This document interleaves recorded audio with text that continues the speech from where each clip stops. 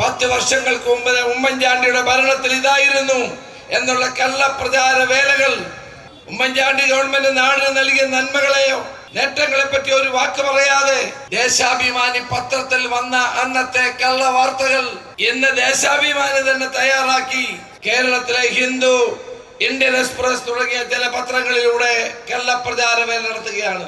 ഒറ്റ നോട്ടത്തിൽ കണ്ടാൽ ഇത് പരസ്യമാണെന്ന് തോന്നില്ല, പത്രം എഴുതുന്നതായിട്ടേ തോന്നുകയുള്ളൂ. ഇതെന്തിനു വേണ്ടി?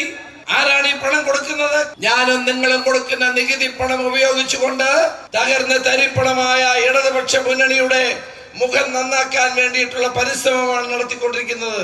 ഈ കള്ളപ്രചാര വേലകൾ എല്ലായിടത്തും ഈ പ്രചരണങ്ങളാണ്. മുഖ്യമന്ത്രിയുടെ പണവും ഗവൺമെന്റിന്റെ കള്ളപ്രചാര വേലകളും നടന്നുകൊണ്ടിരിക്കുന്നു.